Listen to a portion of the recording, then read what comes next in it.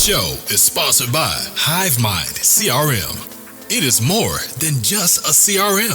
It is a real estate and business mastermind that comes with an all-in-one CRM. You can have unlimited websites and users. You can call, text, RVM, and email all in one user interface. And you can set up custom automations for any type and multiple businesses. 65% of companies start using a CRM system within the first 5 years of business. Once implemented, the HiveMind will save you on marketing, give you more time, and make more money. One of our users had his first $100,000 month using our system in June. We want to see you automate and accelerate your business. Text us at 210-972-1842 for future meetings, and of course to get our $1 course on how to make more than 6 figures on one land deal. You can schedule your free demo today at hivemindcrm.io. Hey, welcome to today's episode. I am your host, Mr. Daniel Martinez. I have a special guest today. I always like talking to other business professionals, and today, I will not hold back from it. We have Miss Tammy Stroud. Did I say that correctly? You did. You got it. See it? Okay. So I always try and verify the name because I don't want to butcher somebody's name. I'm Mine's pretty easy. Yeah, I get it. No, mine's easy. Easy. So tell us a little about yourself and what business you do, because I've only met one other person that does what you do, and I was totally blown away because it's something so niche that people don't even think about every day. So can you tell us about yourself and how you run business and what exactly do you do? Yeah, so we, our team does a little bit of everything. We've got a bill negotiation business. So in the last year and a half, we purchased and have had the pleasure of running a bill negotiation business. We have teams of auditors and negotiators that negotiate household and commercial, business client bills down for them. So existing services with the existing provider. We have people that call and say, "Hey, Tammy's paying more than her neighbor. Could she get a discount to these bills?" So it's one of these really cool services that people don't realize, hey, that exists. And then they think through it, and that's something that everybody can use, right? Everybody can put some money back in their pocket and pay less for their recurring household subscriptions and bills. So 100%. It's been really cool. 100%. How long have you been doing this? We've been doing this for about a year and a half. And it's been a very interesting year and a half during inflation to have a business like this. So it's felt really good. Oh, wow. I thought you guys have been around because we actually met. I didn't meet you, but did I meet you? You met Nick. Yeah, you met another team member. Okay. So I met Nick. I didn't meet you, but I met Nick last April. Or it might have been this April. It was this April, about 8 months ago. Yeah. That's kind of how we connected. And it's been an interesting. I didn't realize a year and a half though. It's very young. The company's been around for about 5 years. We purchased the company last August. Yep. Okay, you purchased the company. Let's talk about that. That's cool. Okay, so I have never purchased a company. What are the basic steps to purchase a company? Because a lot of people would want to know that. I want to know that. That's not the truth. I want to know that. Good diligence, right? We want to make sure it's making money and there's no, strange things going on underneath with the legal and whatnot. We found the company, I'll tell the story more later too, but we found the company because we were looking to provide more value to our customers. My partners, our team, we all come from retail energy backgrounds, right? So in markets where you can choose your energy supplier, that's what we've been doing. And the market, has gone crazy. Electricity is a commodity. You start asking yourself, how do we continue to help? How do we continue to provide value? And so, one of the questions was, hey, can we help with other household bills? What would we do there? Maybe we can do bill negotiation. We found Vive, and we looked for a partnership. Vive happened to be for sale, and here we are. So not just a partnership. We're doing this. So what was the time process from when you found it to when you took over? Because I know there's that due diligence period, you submit an LOI, all the basic stuff like that. And then when you actually take over, what's that process look like? It was not a terrible process. 3 or 4 months really until we all kind of had our seat and we're moving forward with the wheel. Okay. Was it through a broker or was it direct somehow? Direct. Yeah. Direct. How did you find it direct? we were looking for a bill negotiation partner. And so we reached out and said, hey, we want to partner with you guys, provide this service to our customers. And then throughout the discussion, realized, hey, they're actually for sale. Sounds like a really cool model. I mean, if we would do a partnership, we would definitely want to maybe run this thing. And here we are. That's what we're doing. So one thing I've learned, and this is because we're in real estate, is that everything is for sale eventually. Everything has a price. Is that what you're telling me? Everything has a price. Like, everything has a price, and if you make the right price, it will sell now. Yep. So always that, right? And it was really good timing. So the previous owner was looking really to kind of back out of corporate America in general. She had young children, and it kind of kicked around, I want to keep doing this. And for some people, the fun is in getting the business going, right? Starting a new business, getting it off the ground. And so, continuing to run an existing business, sometimes people just step back from that and move on. And that's what she did. And lucky for us, because we've been really enjoying it, and we've been doing very well. And it feels very good to be able to offer a service like this. While so many people are struggling with, lots of things, right? Gas has gone crazy, electricity's gone crazy, inflation's just through the roof. So let's talk about that. So you're in the negotiating bill business. How do you help customers exactly? Like, I know, like me personally, I signed up for the bill, got signed up, and I just haven't negotiated anything else. Do you negotiate like standing bills that are right there, or you just find some type of like giveaway or discount thing that's going on right now and try and match it or something?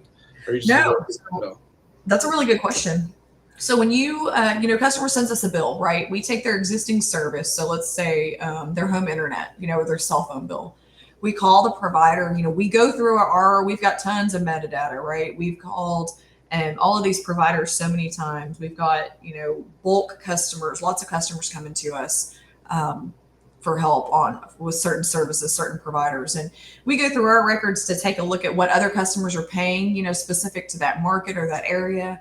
Mm-hmm. If there's anything that the provider has issued lately with, new customer discounts, anything that they're promoting that we can call and say, hey, this is going on. And, we'd like to get that. We'd like to have that same discount, loyalty, whatever it might be, whatever they can do for the customer. So what it really is you're a data company. Yeah, that's a lot of it, right? I mean, that's the power in it, is that, anyone can call and negotiate their bill. And that was my first thought was, why wouldn't I just call and do this myself? Well, one, not everyone has time. It's call and then what do you say? Hey, I want a discount. Do you have that data? No, we do. And so, that's a big part of it. Customers are wanting to know why would we turn this over? Time and knowledge. That's why. No, I think it's really important that you have the data. I think the data has been like, it's one of the things that have been pivotal in like business, especially like right now, all of these businesses. There's just the data. The data was what separates everybody else. And I've never, like, even listening to this conversation, I would never put yourself as a data company, but you're a data company because you have the information that gives you the ability to negotiate better. That's and right. The upper hand. Yep, that's exactly right. Yeah, it's critical to us to be able to have that, right? That's a lot of our competitive advantage, is having that information. Do you have a dog?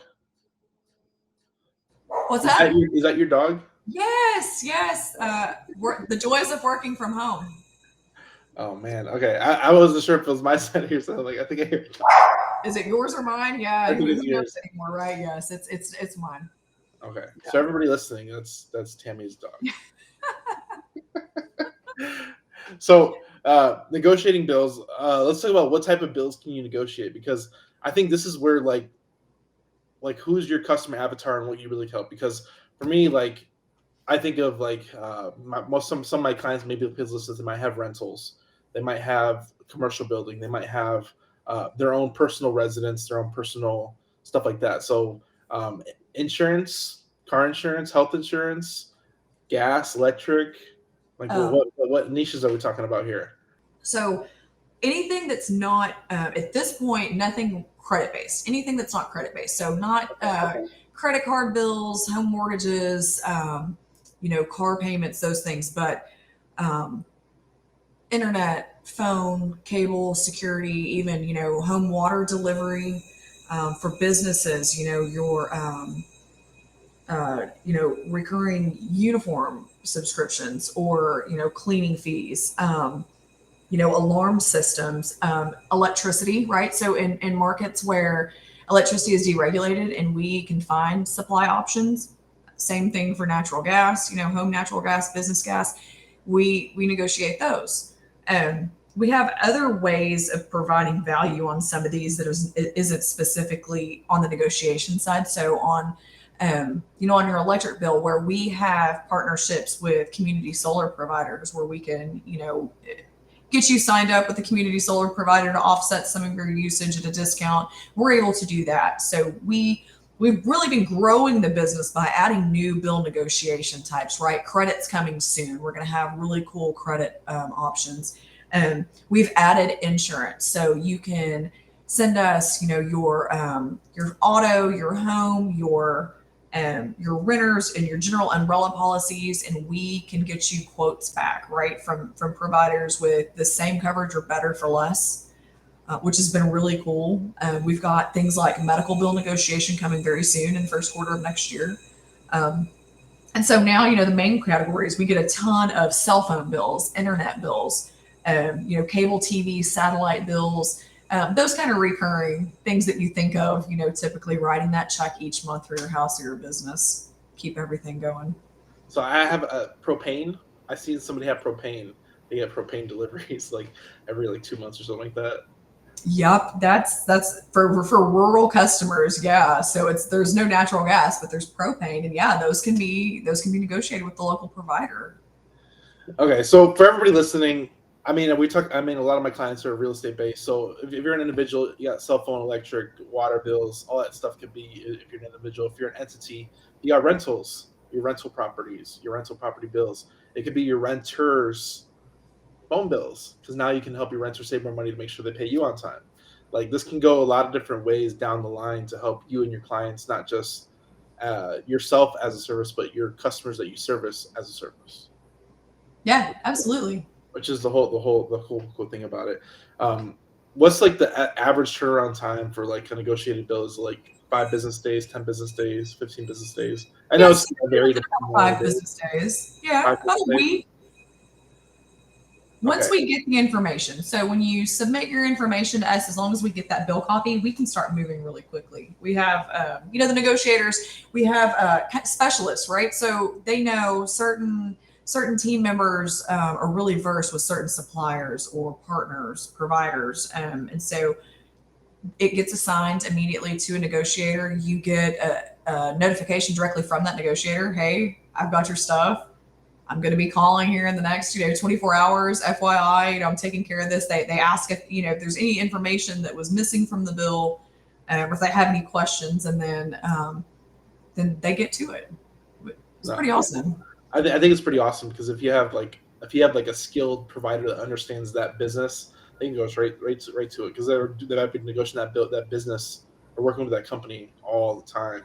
Yeah, they've got a good working relationship. They know who to go to, what to say, what's been, what's worked in the past, what they've been able to negotiate in the past. And, they take a lot of pride in, get $1 more, right? Like, man, I got a huge savings for this customer. Can I get $1 more next time? It's almost like it's competition. We really like to watch these bills and the savings, that comes through for, especially, commercial business owners have so much, there's bigger bills, right? And so we're able to also audit business owner bills on top of the negotiation. So, if you're a business and you send your stuff into us, we also, we negotiate your existing services and get you discounts, which is awesome. But we also take a look at the existing charges, what you've been paying. And then we get to work talking to your providers. Hey, this rate code's wrong. This tax code's wrong. You've been paid wrong. We can request refunds on any wrong charges up to 36 months in arrears. Ooh. Which is awesome, right? Big check comes straight to you, and we find errors in 80% of those bills on the audit. 80% of you are paying too much on rate codes or some classification. let's dig a little bit on this in commercial, because in the commercial space, they have their NOI, which is what they're valued at. If they can negotiate their bills lower, that means they get a higher valuation, which a couple $100 here and there can turn into thousands based off the application of commercial buildings. So you're saying in commercial they can go 3 years retroactive on all like electric, water, like regular bills for on commercial buildings? Yeah, so anything that we call it utility bill audit. So electric, gas, water, cable, telephone, cell phone, internet, anything that's considered utility that way. Even in markets where electricity isn't deregulated or natural gas isn't deregulated, we can audit those electric and gas bills. Is that standard, like your audit you do for everything, or is it like just on commercial properties? Yeah, it's for commercial bills, right? So because businesses have more complex rate codes and tax classifications, and sometimes there are some minimums. So if it's a very small office or a small bill and it's just a general small commercial code, typically we can't do much with those. But especially the bigger the business is, right, or the more bills, if you've got multiple locations, those like I said, over 80% of the time we're finding errors where we can get refunds back 36 months. 80% is a very large number. It is. That is a very large number. So commercial buildings, I think that's a huge. I'm gonna title this for commercial, because I think that's a huge opportunity for everybody to increase your NOI and make some more money whenever you want to sell or refinance and get some money out of the business. Is not your opportunity to create large amounts of wealth just by hiring VPs. So let's talk about this. I know the answer to this, but what does it cost, Tammy? Like, what am I going to put up for you to save me money? So that's a great question. Pretty simple, right? So we are, first of all, completely contingency based. We don't save you any money. We don't find you a refund. We don't charge you a penny. And if we are able to negotiate savings for the bill or find savings in the audit, our fee is 50% of the savings. And so we only charge that fee once we find the savings and once you get the savings. So you're never out of pocket. So, if they save Tammy, let's call it $50 next month on her internet bill. When I get my bill, it will be $50 lower and I'll pay $25. So I'm $25 richer and everything's great, right? I don't even pay the $25 fee until I've already received a $50 credit. No, that's amazing. That is amazing. So pretty much you work till you produce results. That's exactly right. Yep. That's exactly right. Which is a great business model. So for everybody out there, there's really no risk to you. It's just the opportunity to save more money, increase your NOI, maybe put some more dollars in your pocket and go on an expensive vacation at the end of the year. Maybe that was what it comes out to. Who knows? Yeah, use it for something besides bills. I mean, who wants to be paying more money for their bills for the same service the neighbor has cheaper? It just doesn't make any sense. It's not good business. So to kind of bring everything back together, you work for free till you produce results. You help a lot of different types of people, and you're a data company because you compile the data, so it gives you the upper hand. And you already have the connections at the companies to get the bills. You're like a client signature to show your relationship to, and you can go negotiate those bills. That's right. Ooh, that is. I'll tell you the coolest feature. I really think the coolest feature is that we continue to negotiate your bill, right? So, I sent them my internet bill last year. First, I sent them my internet bill, but I called and negotiated it myself. I called and said, "Hey, my bill's $100 a month," and I think they gave me, I think it was $20 off a month for a year is what they gave me. I'm like, hey, that's great. I'm happy with that. Then I sent my bill in and said, good luck. If you don't save me any money, it doesn't cost me any money, right? I'm just going to get peace of mind. They're going to say, hey, Tammy, you negotiated the best deal, which is what I expected. But then I got a note back from the negotiator saying they saved me another $450 on my internet bill. Which was unbelievable and, really makes me question my negotiation skills. What am I doing here? But they have the data, right? I mean, they knew what to ask for and where I wasn't getting the discount. So it worked great. The biggest underlying factor is the data. Like, that's why I said you're a data company. That's why I didn't even know you were a data company until you said that, because the data, I think, is what separates everything else. Like, that gives you the upper hand. Because Oh, data's power. Yeah. You have the cheat sheet, you can cheat. That's exactly right. Well, and the cool part is that, my internet bill, they did this for me last year. Great, cool. You've negotiated these savings I wouldn't even have gotten myself, right? Awesome. And then I got a note a few weeks ago. Hey, Tammy, your internet bill, we negotiated it last year and your contract's coming up here pretty soon. We're going to reach out and make sure you do not lose your discounts. Make sure everything's still, intact, which is awesome because, look, I will never remember when my internet, cable TV, something, cell phone contract is going to expire. Typically what happens is you get hit that next month with a giant bill and you're like, what happened? Oh my gosh, what happened? Well, your contract expired, right? So now you're on a variable rate, you're on a new rate, they've hit you with some new fees. You almost always end up having to pay at least one big bill, before you catch it or take a look at it.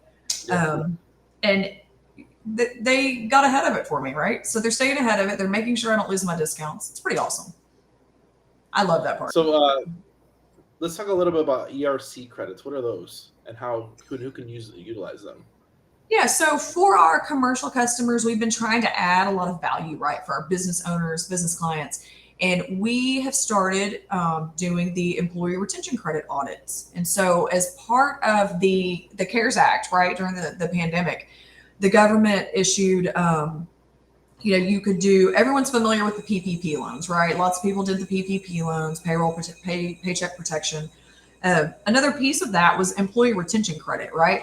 Lesser known, a little more complicated, but basically for companies that qualify, right? They were affected by the shutdown mandates, or they were, had a big decline in gross receipts or, revenues. The government said, hey, we will refund up to half of your employee payroll taxes that you paid in. It is a stimulus. And so that, of course, was for 2020 and 2021. And you can go back 3 years in arrears. So right now, for businesses that survived the pandemic, had W-2 employees, we can get that information, take a look to see if they qualify for this tax credit. We have auditors and CPAs that go through the information, factor up what that employee retention credit refund should be for your business, and then file those documents with the IRS so that you get the check directly. So it has been a really, really big help to a lot of business owners, putting that money back in their pockets, the stimulus money that's sitting there waiting for you to claim it.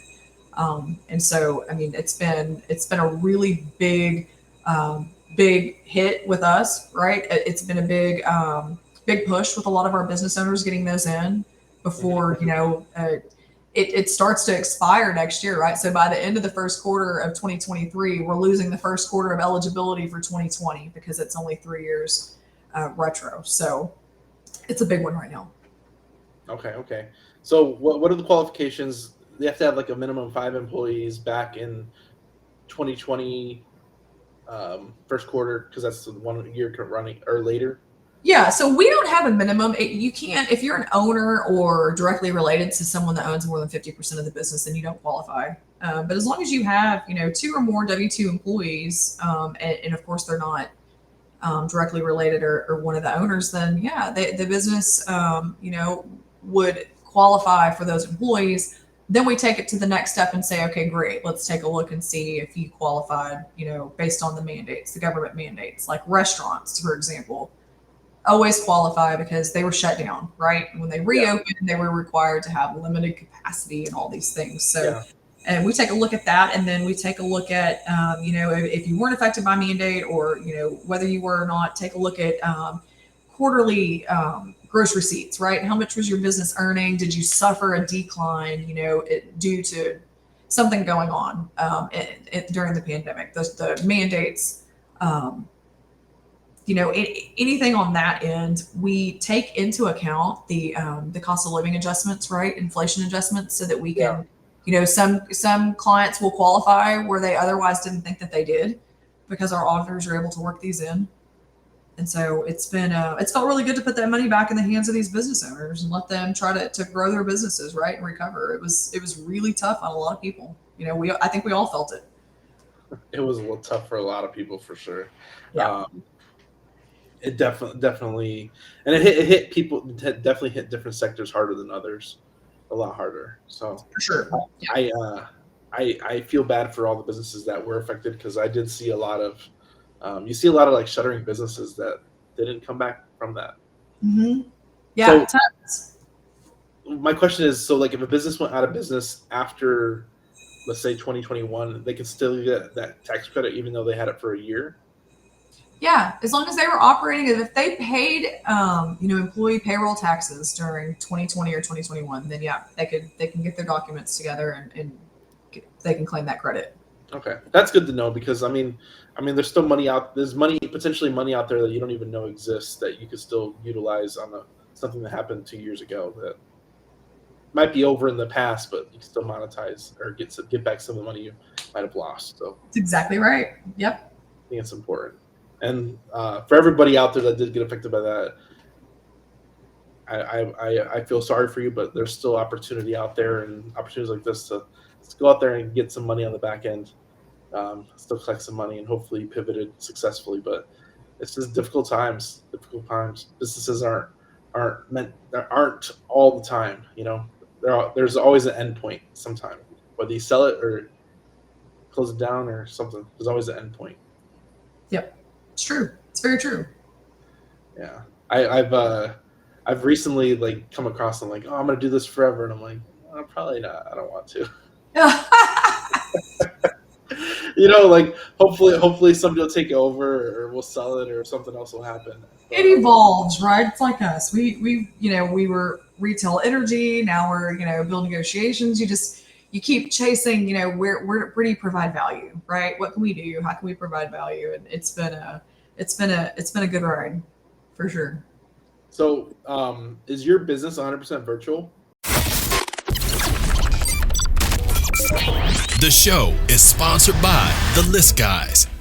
Do you need more leads in your local or virtual market? 1 in 10 small businesses don't invest in any kind of marketing. The List Guys have over 35 plus list types to choose from, and you can mix and match any list or criteria. We also use the skip trace list and provide up to 7 numbers and email addresses. Every list you purchase will be scrubbed against previous purchases. The List Guys are here to save you time. Contact the List Guys today at www.1listguys.com. That's www.1listguys.com. No, we're virtual, right? So everything happens online. The collection of the documents, the customer enrollment. We do have offices. So we've got a corporate office. We've got, the negotiators are of course in an office. There's compliance standards there that have to be met. But for the most part, client interaction, everything happens online. We have on the commercial side, we have commercial service specialists that reach out, kind of white glove, walking through business owners through everything. So, even today I've talked through, there's negotiation, there's audit, there's employee retention credit audit, insurance, all these things. So, we have a consultation request form where most of our business owners will just plug that in, right? Hey, I want to talk. I want to know what can help us. We offer energy efficiency products, right, that will reduce usage for HVAC systems and refrigeration units and all those kind of things. And we've got so many different things to offer the commercial side. And so, we've got a Calendly link for our commercial team. We send that out. Hey, set up a consult when it's convenient for you, and we'll talk through what might make sense. Itemize it all and get you reports back on what we can do and what we can save you, and go from there. So while virtual, there's a lot of white glove, a lot of interaction. Yeah, I was more asking on the side because I think I'm all for it because all my team is virtual. We do have an office that people go to the office, but we don't force people to come to the office. So I think it's cool having the ability to have a virtual business, and that's what I really want to talk to you about because I think virtual business is amazing, and I'm sure you recognize that too, the scalability of it. Oh yeah, it's amazing. And working from home, because you still work from home. If you didn't hear the dog at the beginning, first half of the interview, it has its issues. Yeah. You heard the dog. So, what's something you do working from home to keep you like in the groove, because it has its, yes, work from home is nice, but it has its own issues. Yeah. So, my problem has been that there's no separation, right? If you're at the office and everybody's kind of packing up at the end of the day, you pack up and you go home. At home, it's after dinner time. The kids are like, hey, anybody gonna eat? Anybody gonna deal with us? I've really had to try to just maintain structure, right? So keep a pretty firm calendar structure on, this is when I'm going to get in the office and start and get things going. I try to, take a little bit of time at some point in midday, a break of some sort. Not, maybe I'm not just grabbing something to eat, get a workout in, something just to break away from it. But the structure has been key for me. If everything goes sideways, then I'll just sit at my desk for 16 hours. I think it's the overseeing part. Like, oh, you work from home, and you said it perfectly, because um, there's no separation. The kids come in and they get the meetings, and like, oh, I was like, what type of meeting is it? Is it recording or is it just a meeting? I'm like, well, if it's a meeting, I'll leave the door open, but if it's a recording, I can't have you in the room. Yes. Yeah. Same thing. Same. Yeah. The pandemic was crazy because the kids are home, right? And everyone's trying to work from home. And that was the time when everyone was trying to figure out how to work from home. It was crazy. Meetings are more forgiving now. Everyone kind of expects kids and, Amazon delivery guy and all those things. But yeah, it's made the virtual world has made it really easy for us to find great talent, and I'm sure you're feeling that too, right? You can find great partners. It's not, hey, I got to find somebody that'd be great for this position, but they have to be right here in, Houston, or you can go worldwide and find the best talent. It's been very cool. You like meet and work with a lot of really good, interesting people. The best. Do you have any tips or tricks to find great talent? Because I think that's an underrated question that most business owners don't want to give that secret to. It's funny.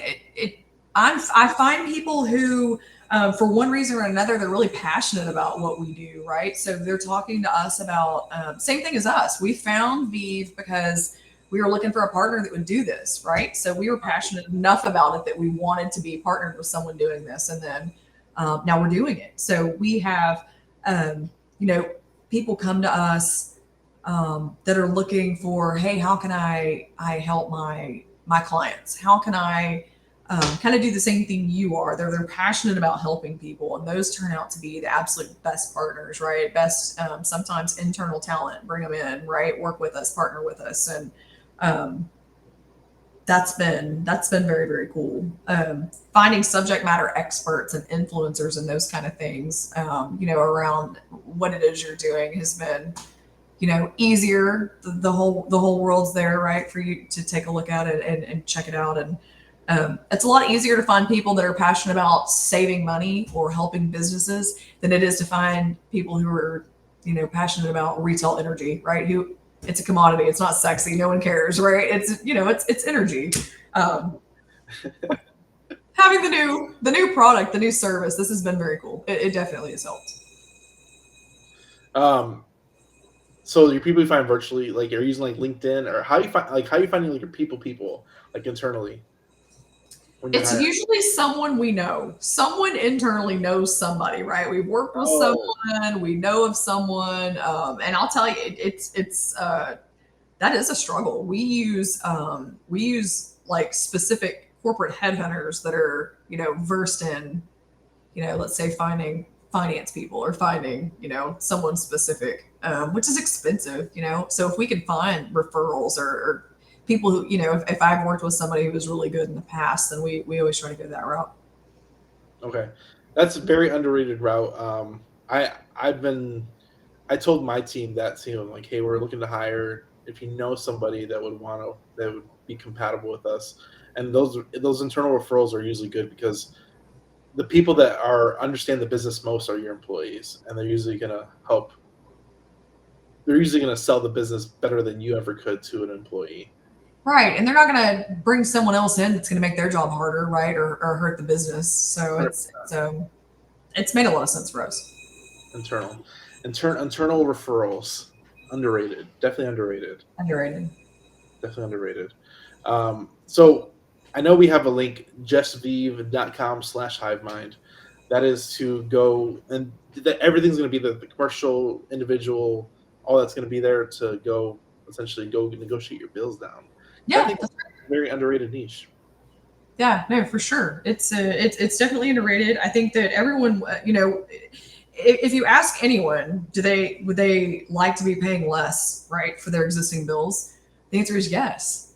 Um, do you have the time to go do that? The answer is most, no, right? Or we would have already. I mean, I don't have time to call, several times a year to every single provider I have. I could probably make the time. But even then, I've already proven I'm not going to be as effective as a professional, someone with that data. 100%. Is there, and you've been running this for a year and a half.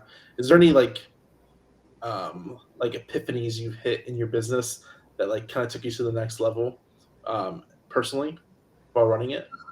We came out of the gate super gung ho on adding other products and things, like I mentioned, employer Uh, retention audits and those kind of things, and then pretty quickly, realized, hey, we don't want it to get confusing. We don't want to have so many. yeah, There's a fine line somewhere between, hey, you need that, we can do that, right? But I also don't want to be like the Rolex salesman on the street in New York, like, hey, do you want a Rolex? Here, let me open it. Oh, do you want something else? Here, I've got that. Just confusing and overwhelming for clients. And so I've taken a step back on the business development side and really trying to add services that are in line, right? So if we add the ability to negotiate medical bills, that's not confusing to anyone. It's just, can you do my medical bill? Yeah, sure, right? So just trying to keep it as simple is important, I think, a lot of the time. so I've been struggling with this myself because I'm like I wanted more products and services because my product list is very small as it is, but I'm like I'm known for my product list, so I'm like, do I really want to expand into other things, and will it actually pick that? Will it actually pick up? I don't know. I've been struggling with that internal battle myself. You got to be picky, right? It's your brand, so whatever it is you partner up with and push and represent, it's gotta fit your brand and carry that same weight. It's tough. It is. Yeah, it's an interesting space, but you gotta weigh your options, and um, I don't know. It's just finding your balance, your business balance per se. It's never ending. It's never ending. It's constantly evolving. What is a quote that is yours or somebody else's that you resonate with? Oh man. My dad gave me a great quote when I was a teenager. And I'll tell a little bit of the story because it's cute. But my dad's a big fisherman. He loves to fish, right? Every day of his life. He's retired now. He hitches his boat. He goes fishing. And he won this big fishing tournament when I was a kid. And we went to go eat lunch afterward, and we walked in, and everyone there, small town I grew up in, knows my dad. And they all, hey, stand up, shaking his hand. And, a couple of the guys, everyone wants to talk about fishing with him. And they said, hey, man, I just caught, a bunch of big redfish or whatever. And my dad said, man, that's great. You'll have to take me out sometime and show me where you caught them. And we sat down and I said, Dad, you just won this tournament. Why didn't you tell them? They're telling you where to find fish. And he said, Tammy, if you're good at something, you don't have to tell everyone else. They'll tell everyone for me. And I sat back and thought about that. And sure enough, about half an hour later, a guy walked over to the table and said, hey, man, you didn't tell me you just won that tournament. Old so-and-so just told me you need to take me fishing. And Dad said, oh, man, I'd love to. Yeah, thanks. I appreciate that. And I watched him sit there and be humble about that, right? That he was good at something and he didn't, hey, no, I just won this, tournament. He wasn't braggy about it. And that really changed my mindset in a lot of ways, right? Professional and personal. And, it's been, I think it's been an awesome life lesson that I really want my kids to kind of grab onto. They're too young. They don't care yet. It's not a cool story to them, but I love it. How old are your kids? 14 and 8. Oh man, mine are younger. I got 5, 3, 2. It never gets easier. Just more expensive. That's amazing. I I always think about this, like, do you want to like, will your kids be interested in your business, or will they be interested in other things? And it's always like, you don't want to force them down the throat, but you always want to like push the entrepreneurial spirit onto them in some shape or form. But you don't want to put too much pressure. Yeah, we think about that too. Think about it all the time. What are these kids going to do? And yeah, who knows? I see it more in my daughter, I think, than my son. I think she kind of, has that spirit. She's got that tenacity. There's certain things that make an entrepreneur, right? Separate them. So I think I'm seeing a little of it at 8. No, it's awesome. It's awesome to see. It's awesome to see your kids develop towards adulthood, or even like adulthood mannerisms. Like, yeah, I have a 14-year-old. I mean, that's crazy to me. It doesn't seem right. I feel like I should be saying I have a 5-year-old, and it's just crazy. Yeah, he's a little man, and it's alarming.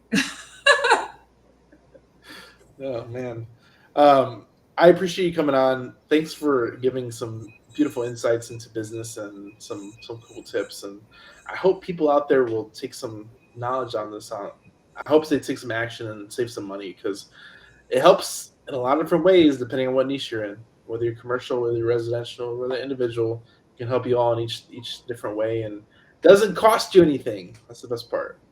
That's right. Yep. Nothing to lose. No risk. No risk, nothing to lose. There's only upside, which is the good business to be in. That's exactly right. Only upside.